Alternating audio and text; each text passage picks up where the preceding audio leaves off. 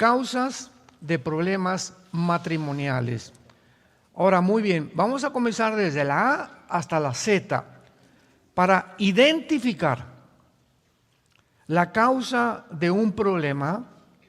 Tenemos primero que decidir si se trata de un error, de un pecado voluntario o de el fracaso de desobedecer la palabra de Dios.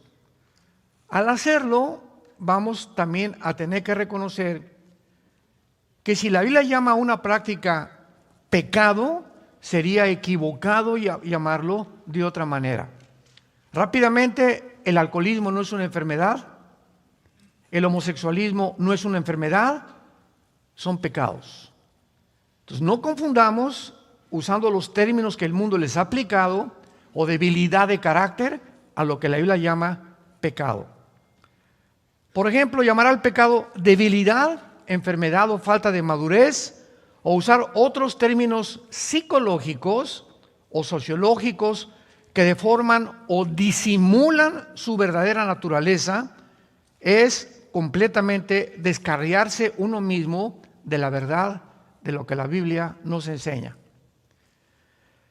Las palabras, nos dicen los expertos en semántica, son signos o postes que nos pone Dios de lo que significan las cosas. Si se etiquetan las cosas que son pecado con otra naturaleza, con un poste, como por ejemplo hace algunos años la Asociación de Psiquiatría en California comenzaron a decir que el homosexualismo era una enfermedad. Muy bien, si es una enfermedad, que te la cure un médico. Y no hay ninguna medicina para eso. Pero si les decimos, es Jesucristo, pueden ir a la cruz. ¿Ven la diferencia? Si le decimos un alcohólico, porque en Alcohólicos Anónimos les dicen que es algo enfermo y que toda la vida van a seguir siendo enfermos. Y no hay ninguna esperanza entonces para una persona porque no, yo soy alcohólico hasta que yo me muera. Pero si le decimos al alcohólico, es Jesucristo la respuesta, lo podemos llevar a la verdadera cura y a la verdadera medicina. ¿Me van siguiendo? Muy bien. Por ejemplo, ya vimos, ¿verdad?, la conducta homosexual como enfermedad, no es ninguna enfermedad. La Biblia le llama y usa dos términos. Uno es abominación y la otra es algo digno de muerte. Veamos estos términos usados en el libro de Levítico, capítulo 18, versículo 22, y a continuación lo explicaré. Dice Levítico 18, 22, no te echarás con varón como con mujer, es abominación. Esta palabra toeva en el hebreo significa detestable y algo que contamina. Por ejemplo, en la iglesia, la organización que tenemos nosotros, tenemos homosexuales, tenemos lesbianas y son bienvenidos porque la iglesia es un hospital. Muy bien.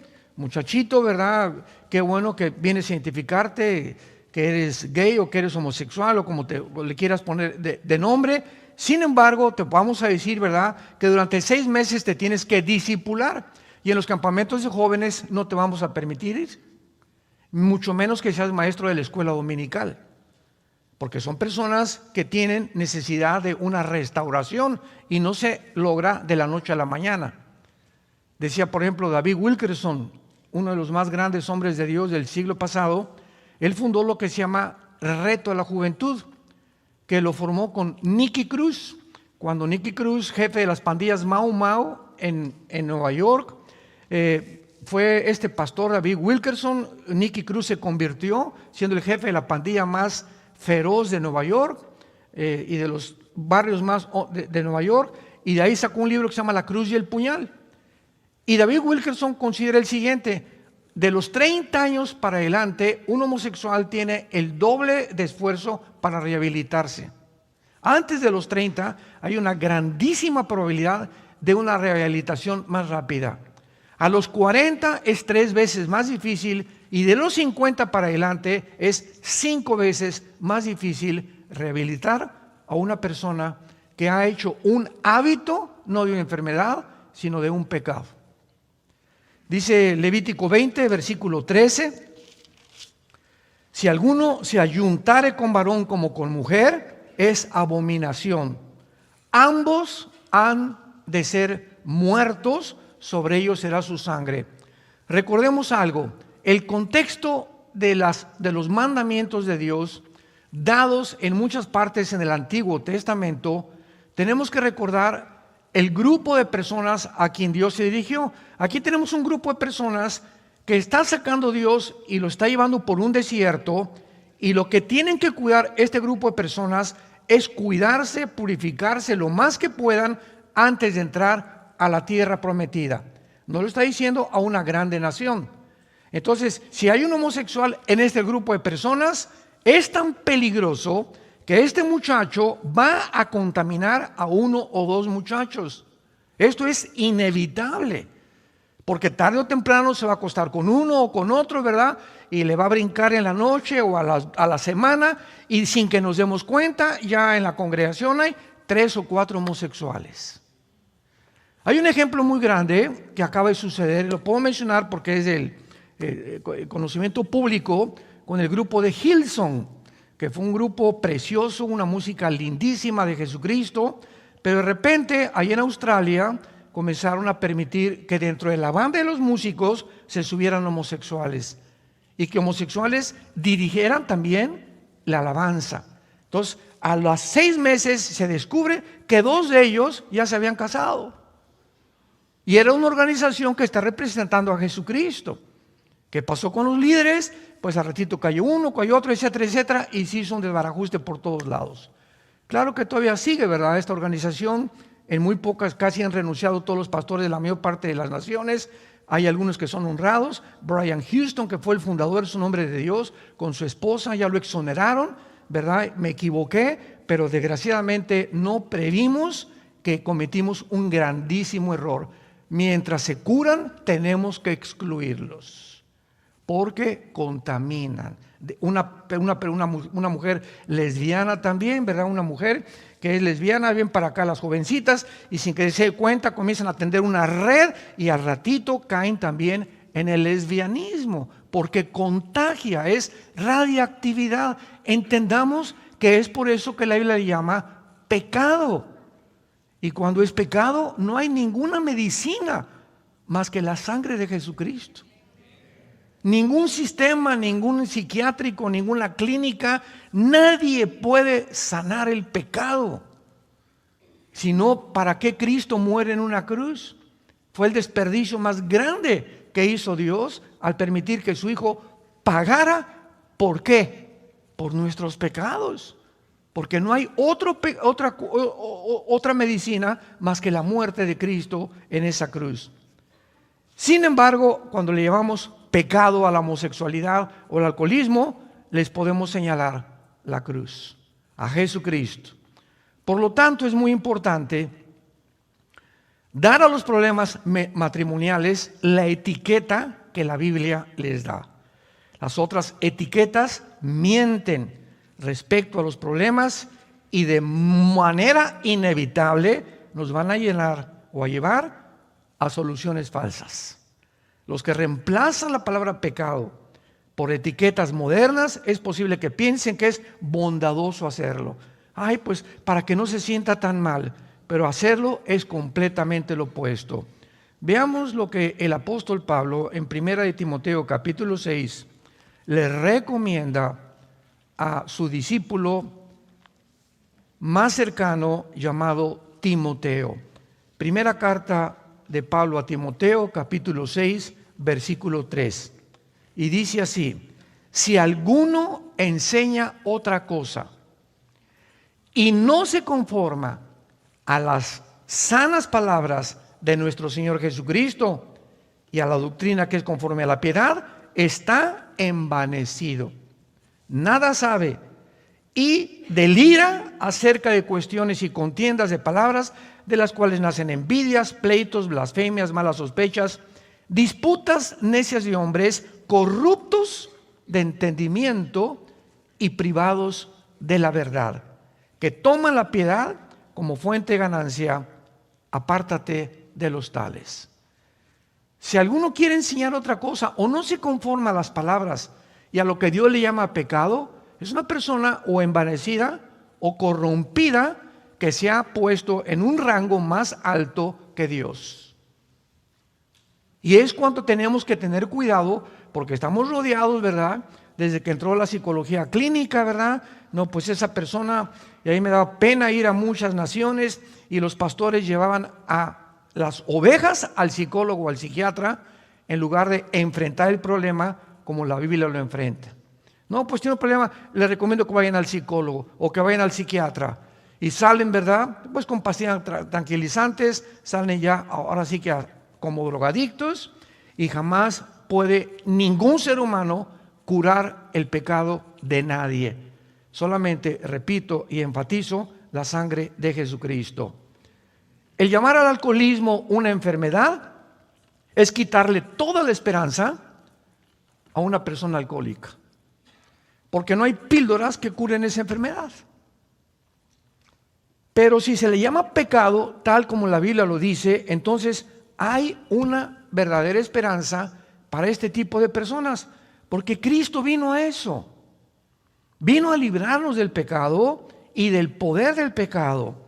Veamos, por ejemplo, en la primera carta a los Corintios, capítulo 6, lo que Pablo le escribe a esta iglesia que ayer vimos, que era una iglesia degradada moralmente, una iglesia que había de todos los pecados posibles, herencia de los griegos, etcétera, etcétera, porque los griegos adoraban el cuerpo, los griegos fomentaron el homosexualismo como ninguna otra civilización en la historia, y que los romanos la heredaron. Casi todos los césares romanos eran homosexuales, eran pansexuales, bueno, eran lo peor, ¿verdad? Y dice en 1 Corintios 6, versículo 9, vean qué palabras más preciosas y de advertencia también. ¿No sabéis que los injustos no heredarán el reino de Dios? No erréis, ni los fornicarios. O sea, el fornicario en la Biblia es la persona que usa el sexo fuera del matrimonio. O sea, una pareja de jóvenes que tienen relaciones sexuales están fornicando. Una persona homosexual es un fornicario, una lesbiana es fornicario, una persona que tiene relaciones con un niño es un perverso. Ya todavía desciende un grado 5 veces más bajo que cualquier nivel de degradación moral, porque es la peor perversidad que puede existir, meterse sexualmente con un niño. ¿No saben ustedes? O sea, si no lo saben, van a saberlo. Ni los fornicarios, ni los idólatras, ni los adúlteros, ni los afeminados, ni los que se echan con varones, ni los ladrones, ni los avaros, ni los borrachos, ni los maldicientes, ni los estafadores heredarán el reino de Dios. Escuchen el versículo 11. Y esto eran algunos. Las iglesias son puros ex. Aquí somos puros ex. Aquí nadie era San Pablo, ni San Gelatao, ni Santa Rita de Casia. Todos nosotros en las iglesias somos personas que venimos lastimadas, heridas de un pasado que todos tenemos que cargar con él, hasta que llegamos a la cruz. ¿Qué es la iglesia? Es el hospital donde todas estas cosas, tu borrachera, tu fornicación, tu adulterio, comienza el Espíritu Santo en la medida que tú le permites a sanarte. Eso es lo que es la iglesia. Entonces no solamente venir aquí, pararte y oír y de lunes a viernes portarte igual.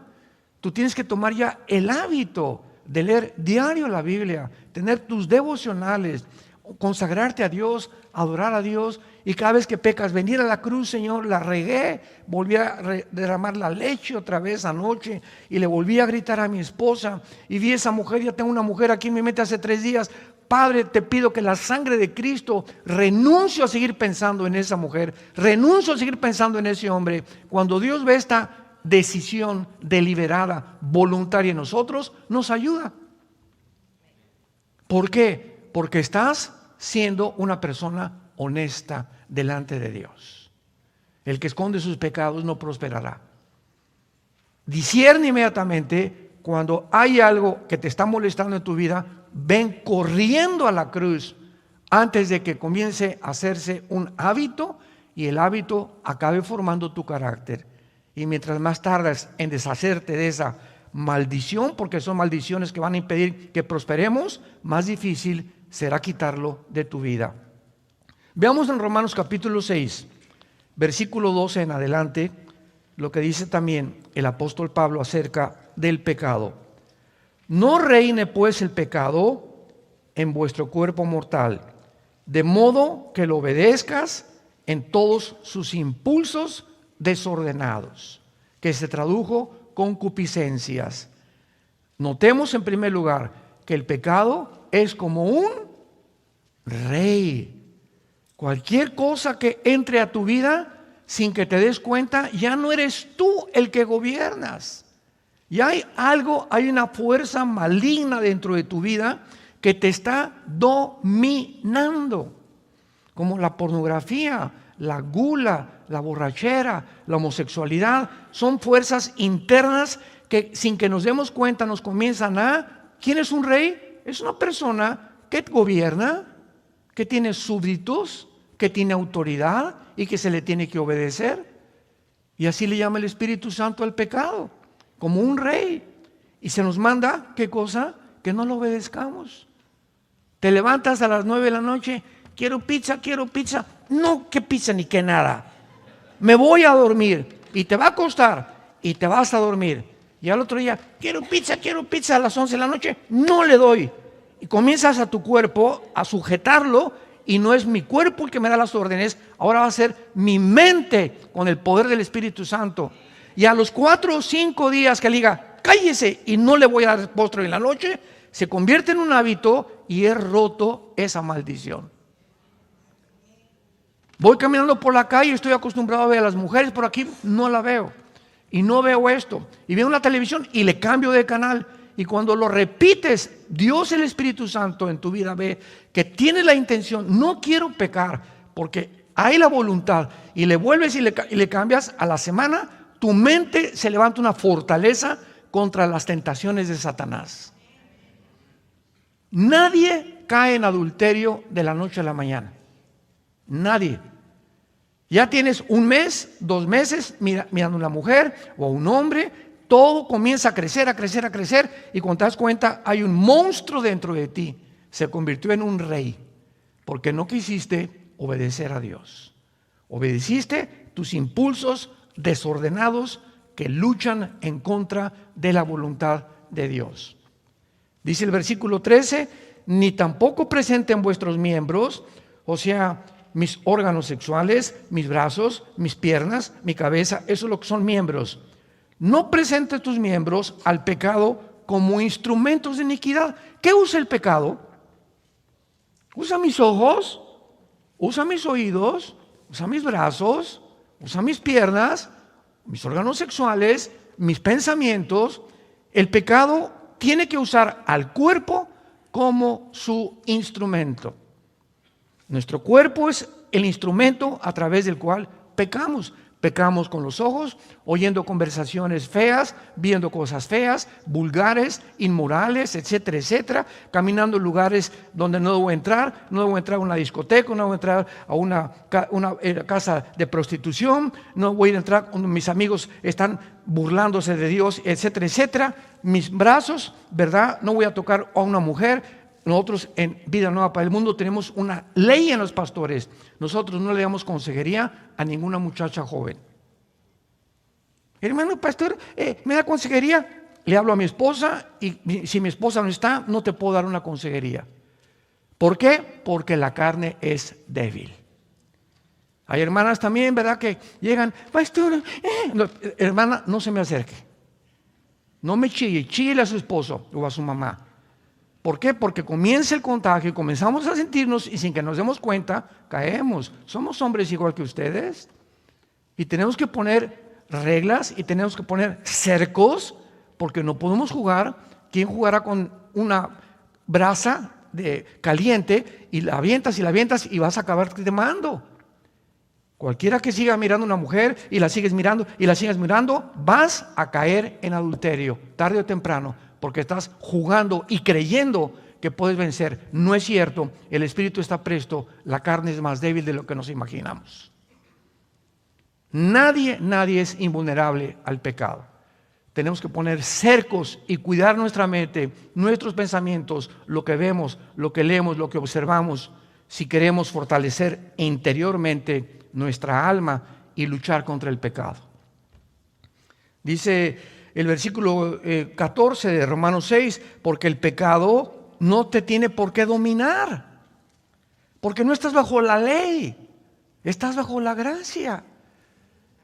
Ahora, antes de que fuéramos nosotros cristianos, yo me acuerdo, mi padre se murió porque se fumaba 3 cajetillas de cigarros delicados sin filtro. Pobrecito, se murió en 1970, en aquel tiempo no había la información que tenemos de la fumar. Se desayunaba una taza de café así, con 3 bolillos.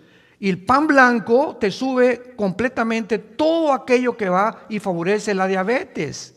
Entonces el pan blanco, elimínalo completamente de tu dieta. Trate de buscar pan integral, no tomar refrescos, nada de lat, etcétera, etcétera. Mi padre se muere a los 52 años con 4 ataques al corazón de arteriosclerosis. Me impactó tanto la muerte de mi padre porque era un hombre casi 1,90 de estatura, muy fuerte, etcétera, etcétera. Y engordó, y cuando se dio cuenta estaba bien gordo. Y le encantaban las quesadillas y las grasas y no había tanta información. Y lo tronó, ¿verdad? Se le llenó la sangre de colesterol. Y se muere de arteriosclerosis. Y ahora tenemos muchísima información porque Dios quiere que la generación que lleguemos al final, lleguemos saludables, lleguemos con energía. Dios nos quiere amar, Dios quiere que le sirvamos. Dios quiere que podamos realmente presentar fuerzas. No podemos presentar fuerza al pecado sin energía. Y si tenemos debilidades en nuestra carne, es más difícil obedecer a Dios. Tenemos que disciplinar nuestro cuerpo y ponerlo en servidumbre. Veamos en 1 Corintios capítulo 9. Pablo, usando el ejemplo de los atletas de Grecia, porque él vivió en esa época, usando esta analogía, dice 1 Corintios 9, 25 al 27. Todo aquel que lucha, de todo, ¿qué cosa? ¿Recuerdan ustedes el último campeonato de fútbol en Sudáfrica? Brasil, todo en aquel tiempo jugaba Ronaldinho. De acuerdo a mi consideración, Ronaldinho ha sido el jugador de soccer más impresionante de toda la historia, más que Messi, más que Ronaldo, más que Beckham, más que todos. Era un mago, era un muchacho impresionante. Fue el maestro de Messi precisamente Ronaldinho. Y Messi lo sigue queriendo muchísimo todavía a Ronaldinho. Bueno, en el campeonato de Sudáfrica, el entrenador de Brasil fue un entrenador, como deben ser los entrenadores, enérgicos. Y les tienen prohibido, por lo menos una semana antes, no tomar, no irse a una fiesta, acostarse a las 9, 10 de la noche, etcétera, etcétera. Ronaldinho, pues, como todos los grandes astros de cualquier cosa, se le subió a la cabeza y se fue a una casa de un prostíbulo, Ronaldinho, a acostarse con 2 o 3 mujeres. Regresó como a las 5 de la mañana, quiero entrenar, y le dijo al entrenador, no juegas en el campeonato. ¿Qué no sabe qué hizo Ronaldinho? Serás hijo de el que tú me digas, no juegas en el campeonato.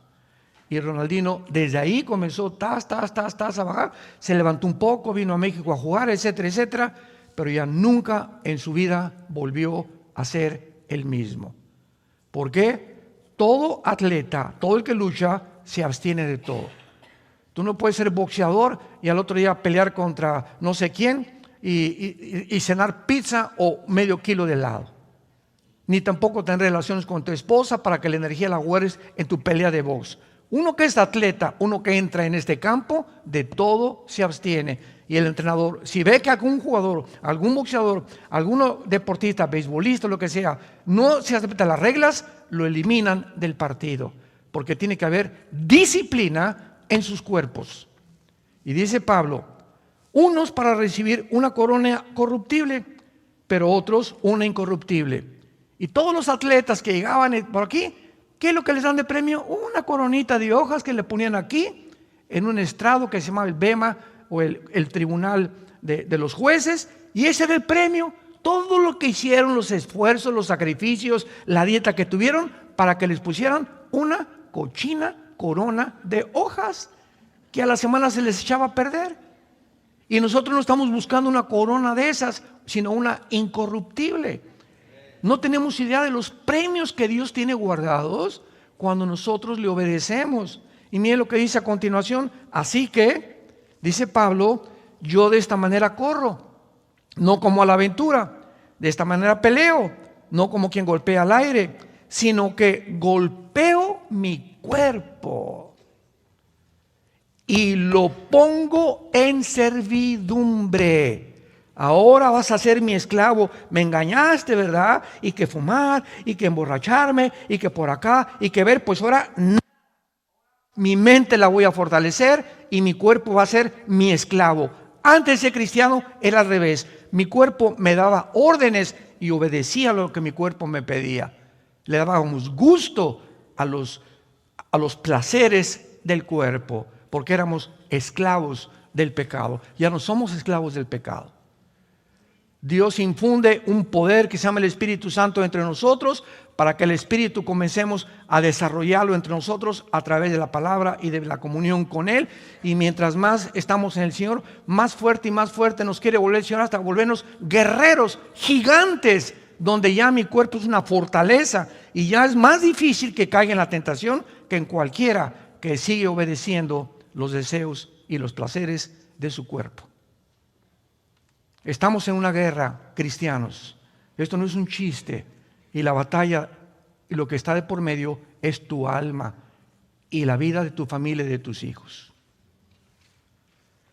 Golpeo mi cuerpo y lo pongo en servidumbre. Y miren lo que dice Pablo. No sea que Pablo, el más grande misionero y cristiano después de Cristo en la historia de la cristiandad, dice Pablo, no sea que yo, habiendo sido grande predicador, heraldo, yo venga a ser eliminado. No significa que va a perder la salvación, porque la salvación no se pierde. Significa que Dios te puede decir, ya no te uso.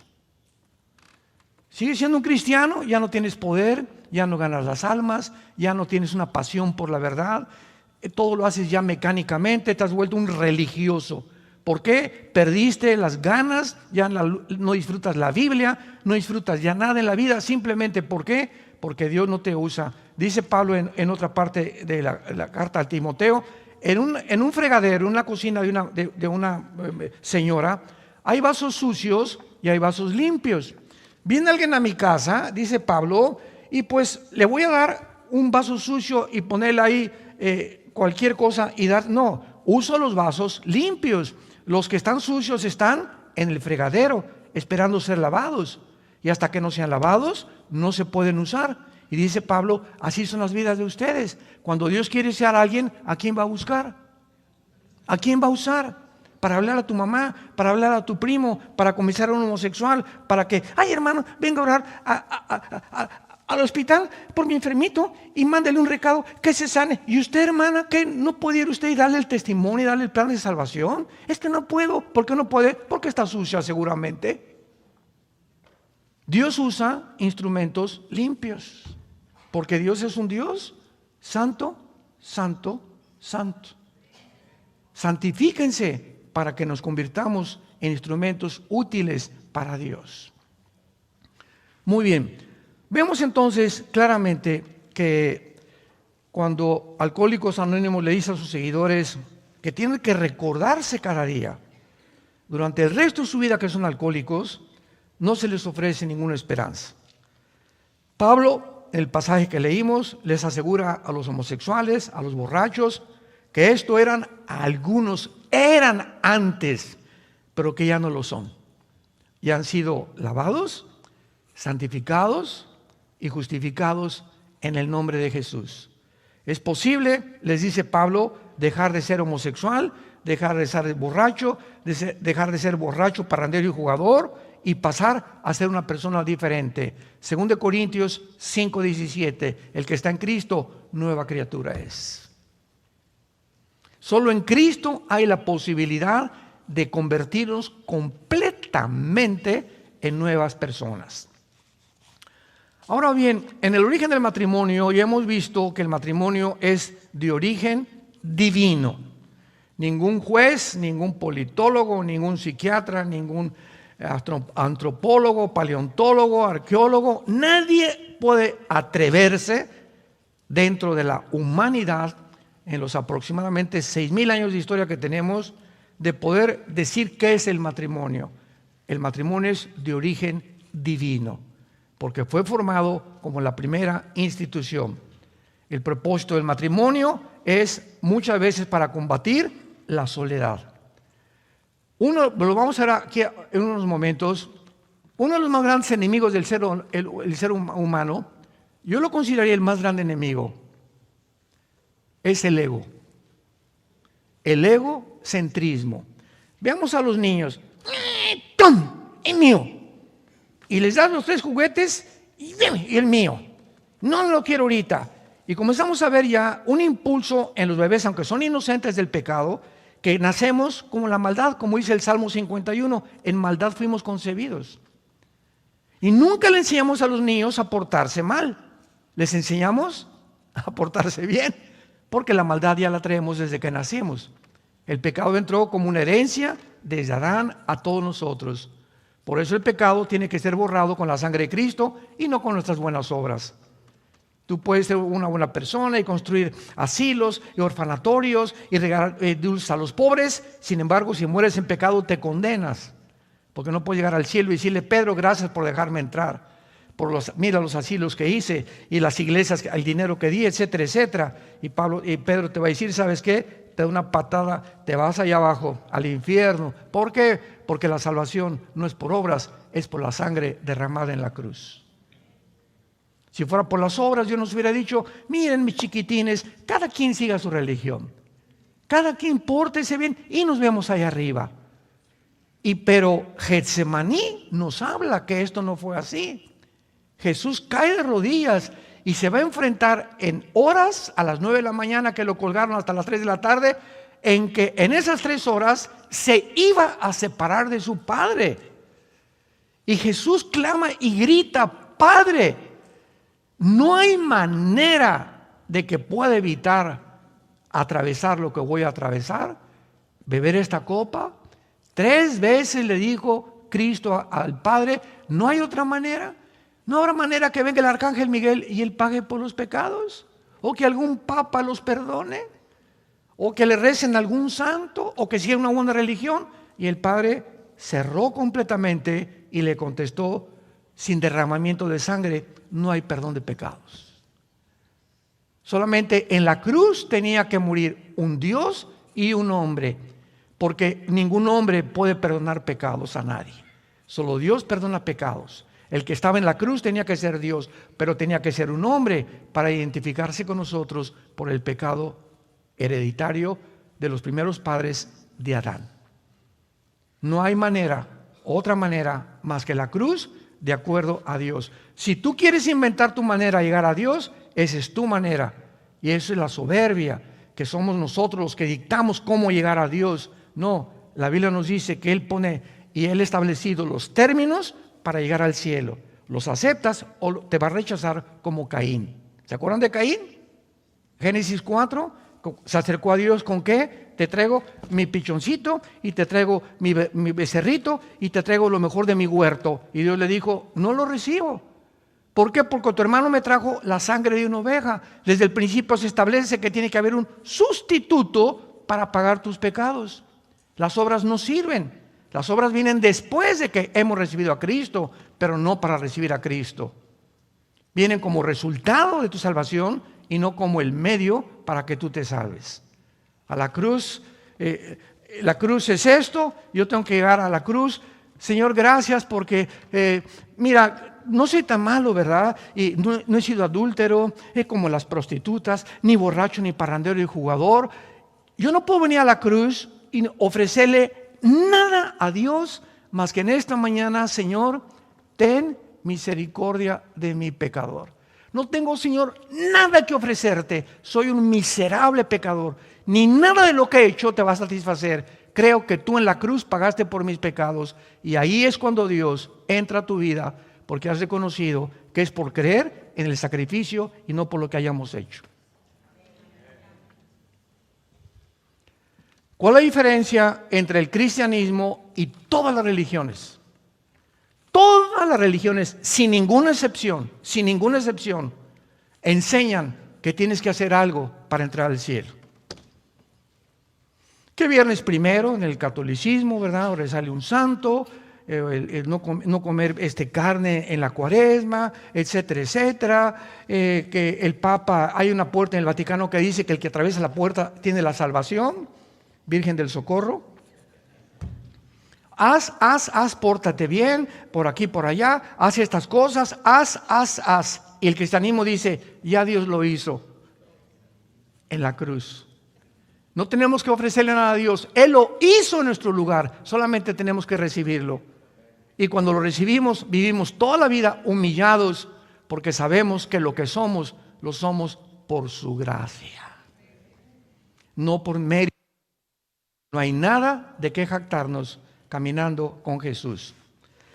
Entonces, esto es muy importante porque cuando nos casamos, es posible que alguien haya malentendido cuando hicimos los famosos votos en el matrimonio. Cuando una pareja, vamos a abordar el tema del egocentrismo, porque si el ego es el principal problema del matrimonio, Cristo vino precisamente a eso, a librarnos del ego. Y es en el matrimonio el gimnasio de Dios. Si hay algún medio a donde podamos ejercitarnos para cada vez matar más nuestro ego, es en el matrimonio. ¿Por qué? Porque cuando venimos a hacer los votos matrimoniales, tanto como si te diste cuenta o no te diste cuenta, se están prometiendo la pareja proporcionarse compañía el uno al otro durante el resto de su vida. Pero tenemos que observar esto con mucho cuidado, porque no estás prometiendo recibir compañía. De aquí en adelante, te prometo, me tienes que prometer que me vas a dar tu compañía. No. En los votos matrimoniales es, te prometo que por lo que me queda de vida, te voy a dar compañía. Es dar y no recibir. Si tú te casas y dices, es que Elizabeth Taylor, 9 matrimonios, la Chulis, la artista de cine, es que no he encontrado en ningún hombre lo que yo he estado buscando, el ego del tamaño de la Torre de Babel. Es que mi esposa no me da lo que yo quiero. Espérame tantito, es que no has entendido el matrimonio. Si tú sigues buscando de tu pareja que te dé, pues vives completamente en el trono del ego. Pero si te olvidas, y no importa si te da o no te da tu pareja, tú le correspondes y le sigues dando, como lo vimos ayer con las mujeres que están casadas con hombres que no son cristianos. En ese momento tu ego, sin que te des cuenta, tú te estás bendiciendo y estás siendo sanada. Estás siendo sanado. Y llega un momento en que ya es tan grande tu pasión, ¿verdad?, por la persona, y si él se comete adulterio, pues que se vaya el gavilán, si te deja, que te deja, pero tú sigues siendo feliz, porque en el matrimonio te libraste y comenzaste a sanar tu ego, y estás lista. Si quieres casarte con otro, con otra, estás perfectamente preparado para segundo o terceras nupcias, si es la voluntad de Dios, porque si no, el segundo matrimonio es peor, el tercer es peor, el cuarto vas a acabar en el psiquiátrico. El matrimonio no es un acto de amor en el cual una persona promete cubrir la necesidad del otro para toda la vida. Estoy prometiéndole a mi esposa que voy a cubrir sus necesidades sin condiciones ni estipulaciones. Esto quiere decir que cuando un marido le dice, se queja a su esposa diciéndole, no consigo lo que quiero en el matrimonio, sus palabras carecen de todo sentido común. Es mero egocentrismo. Se le tiene que contestar, usted, señora, usted, señor, no entró en el matrimonio a fin de conseguir algo para usted. El matrimonio y los votos que hizo fue para darle algo a su cónyuge. Es el secreto de la vida cristiana. De tal manera Dios amó que... Y eso que hizo Jesús en la cruz, darse.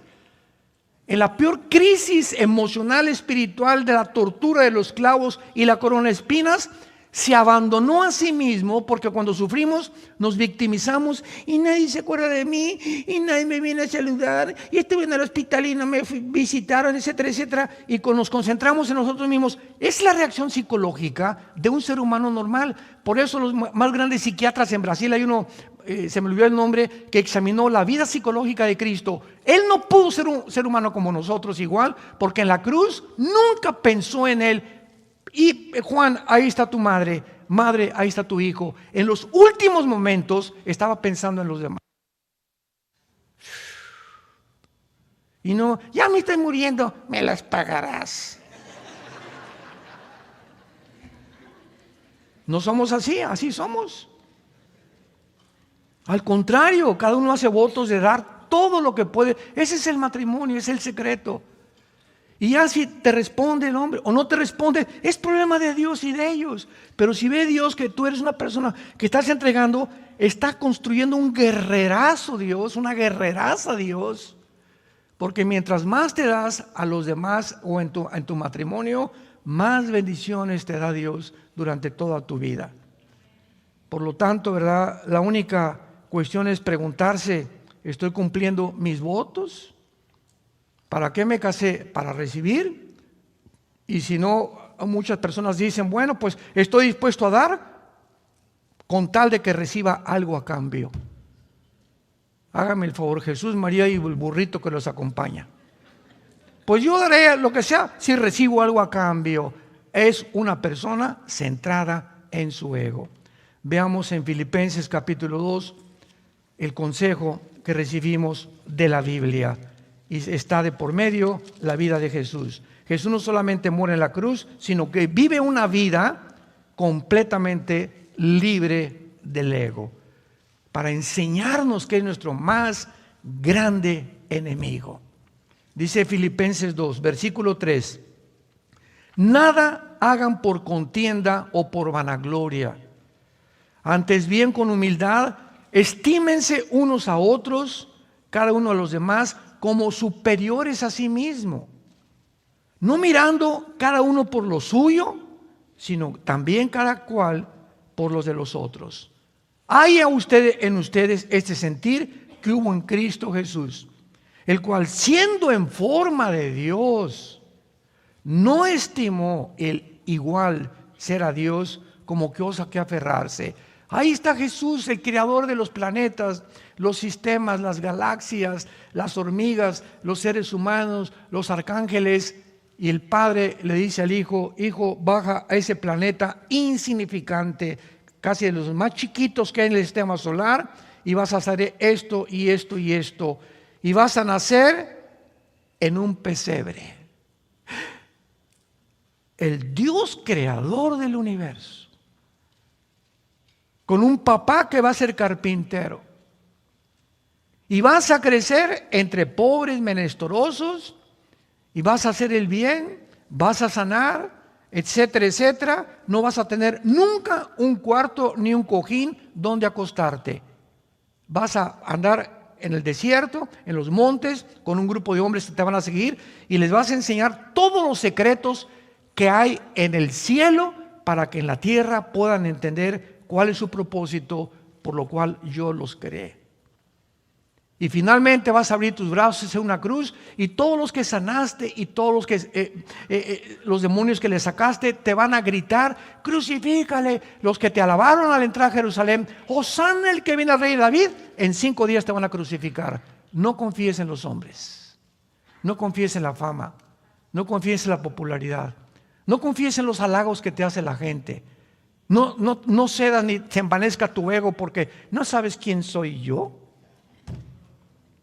En los estacionamientos que tenemos en nuestras iglesias llegan los hermanos y tenemos un grupo de personas: estaciónese por ahí. ¿Qué, usted no sabe quién soy yo? No, pero yo sí sé quién soy. Yo soy hijo de Dios. Y si usted quiere obedecer a Dios, no me importa si sea diputado, que sea otra cosa, porque ese es el ego. Siempre, ¿qué no sabes quién soy yo? ¿Qué no me tienen que tratar? Pónganme la alfombra. Todas esas personas son las más miserables de la vida. Hace algún tiempo di un ejemplo de la Madre Teresa. Todos ustedes saben la Madre Teresa de Calcuta, que tenía muchas cosas para curar a enfermos de lepra, etcétera, etcétera. Y llegó a Nueva York la Madre Teresa.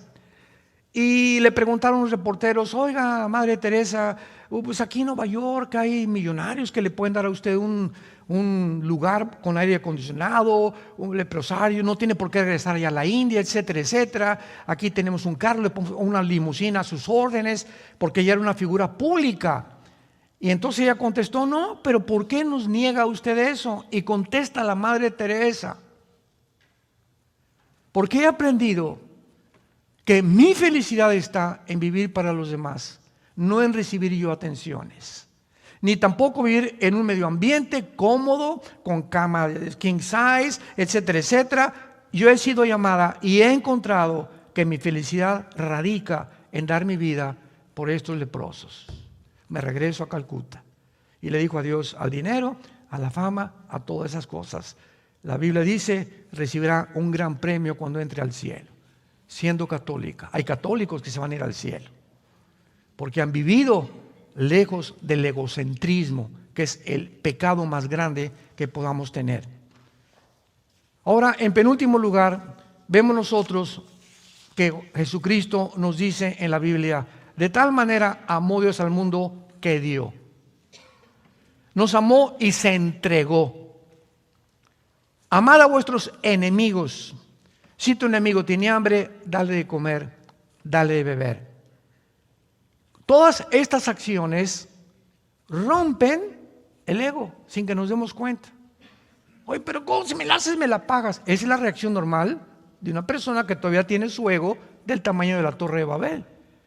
Pero cuando ya las ofensas de la gente, o tu esposo o tu esposa, ya no permites que entren, ni te quiten la paz, ni te lastimen el alma, has desarrollado dentro de ti una armadura invisible que te va a hacer y dar la fortaleza para enfrentar la vida y soportar otras pruebas que van a venir con más fortaleza, porque has fortalecido, tienes una armadura espiritual, que es lo que Dios quiere desarrollar en nuestras vidas como cristianos. Es finalmente ese propósito lo que Dios quiere hacernos, prepararnos para la vida. Se vienen problemas con nuestros hijos. Y no acabamos con los hijos, seguimos con los nietos. Dicen que los nietos es el postre de los abuelos. Pero los problemas no van a acabar. No hay un matrimonio que no tenga problemas. No hay un matrimonio que no siga luchando. Aquí hay unos que tienen 50 años de casados. ¿Quiénes son los de 50 años de casados? Levanten la mano. Ahí están, 50 años de casados. Hay como 2 parejas. Un aplauso por el amor de Dios.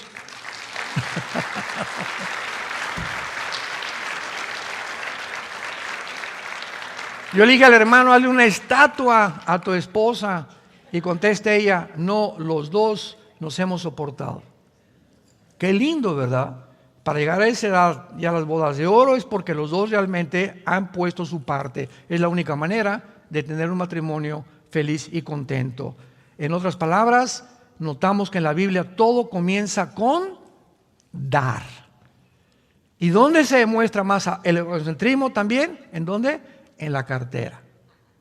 Porque aquí, cuando sacas la cartera, ahí está completamente, donde está tu tesoro, está tu corazón. Y nos acostumbramos, antes de ser cristianos, a dar limosnas. 5 pesos ahí en la iglesia, 10 pesos, etcétera, etcétera. Lo que les decía ayer, se nos olvida la gente también, y comenzamos a darnos cuenta que la generosidad es un síntoma de los más grandes que existen, en que estás libre del ego, o que por lo menos vas a la mitad de tu camino, porque cada vez sientes más dar y dar de tu tiempo, de tu dinero, de tu esfuerzo. Llegas a la iglesia y no como al cine. Yo llego en el cine, mis palomitas y mi refresco, y no me importa quién está acá ni quién está acá. Cuando llegas a la iglesia, no es el cine. Llegas al cine, llegas a la iglesia a dar. Vengo ahorita al seminario: oye, no te conocía, mucho gusto, doña Chole, ¿cómo está usted? La veo medio triste, ¿me permite orar por usted? No, que entramos a la iglesia, santo, santo, santo, no saludamos a nadie, no nos importa a nadie, no pusimos los brazos sobre nadie, no oramos sobre nadie. ¿Por qué? Porque nuestro ego nos sigue controlando. Qué tristeza ver iglesias así, donde cada quien, ¿verdad? Nomás lo mío con orejeras y no saluda a nadie. Oye, mucho gusto, yo no lo había visto cuando llegó usted a la iglesia. Mi nombre es fulano de tal, soy plomero, soy arquitecto, me da mucho gusto que venga. Mira qué bonita familia tiene, estamos para servirles, ¿eh? Y la gente cuando llega a una iglesia y ve que la gente lo recibe así, ¿a quién no le gusta que nos traten bien? ¿A quién no? Vean, este hotel es una característica de los buenos hoteles. Cuando llegas, oiga, señor Alducin, no, señor Alducin, le dije, ¿de dónde me conoces, compadre? ¿Qué, hemos estado en la cárcel juntos o qué? No, de hace 2, 3 años. ¿Cómo que hace 3 años? Sí, porque nos enseñaron a tener una lista de personas que pudiéramos apuntar, los que traen grupos, etcétera, etcétera, y hablarles por su nombre. Porque si alguien se siente importante es que te digan, oiga, señor Díaz, bienvenido. Ya saben que soy el señor Díaz y me reciben bien, ¿verdad? A todos nos gusta eso, ahí está el ego, ¿no? Ahí está el ego. Nos gusta que nos alaben, que nos exalten, etcétera, etcétera, que nos admiren. Ese es el ego.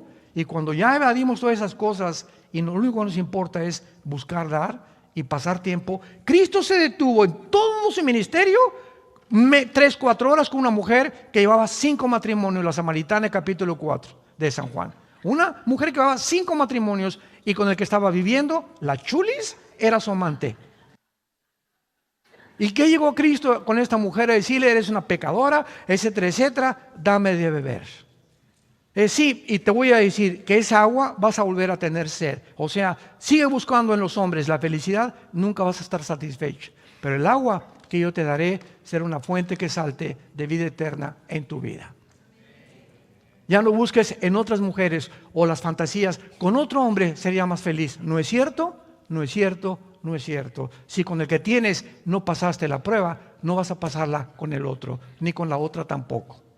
Son puertas falsas porque buscamos siempre el ego de saber quién me va a hacer feliz. Con ese sí sería feliz, con ese hombre sí sería feliz. Mentiras, mentiras, mentiras. Está siendo deshonesto, deshonesta con Dios. Amémonos como Dios nos ha puesto. Démosle gracias por la esposa que tenemos, los hijos que tenemos y luchemos por nuestra familia. Padre, te damos gracias en esta mañana. Porque sabemos que en el mundo tendremos aflicción. Pablo, quiero decirte, le dice a Timoteo que en los últimos tiempos habrá hombres amadores de sí mismos. La primera característica que Pablo le dice a Timoteo, hombres, mujeres, amadores de sí mismos, centrados en sus intereses, en sus propiedades, en lo que les conviene, en lo que reciben de los demás. Por eso mueren, han alcanzado puestos, presidentes, deportistas, cantantes, y cuando tienen todo eso se dan cuenta que nunca vivieron para los demás. Por lo cual en la tercera edad, en la cuarta edad, van a recibir lo que sembraron y van a morir miserables, vacíos, descubriendo tal vez demasiado tarde que vivieron para ellos mismos. Haya pues este sentir en ustedes que hubo en Cristo Jesús, el cual siendo en forma de Dios, no estimó el igual a ser su Padre en el cielo.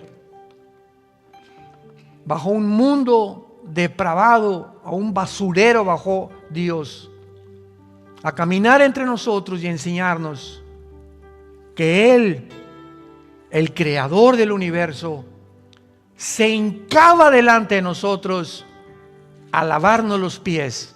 Dios viene a hincarse delante de nosotros.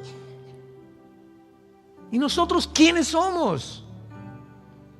¿Cómo puede haber ese orgullo todavía en tantos seres humanos?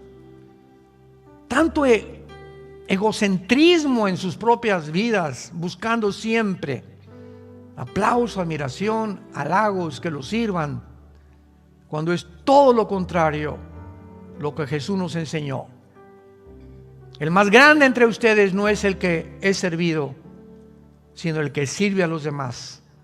Ahí está la grandeza, de acuerdo al Dios de la Biblia. Te damos gracias, Señor, en esta mañana por tu palabra, y estamos listos con el poder de tu Espíritu a vivir esa vida que tú quieres que nosotros vivamos, para que podamos realmente decir que por el amor que nos tengamos unos a otros, nuestros mismos hijos sabrán que somos cristianos, que nuestro cristianismo es legítimo, es honesto, es puro, es transparente, porque ejemplo hemos dado de que seguimos los pies del Hijo de Dios, a quien exaltamos en esta mañana y a quien bendecimos porque se llama Jesucristo. Amén.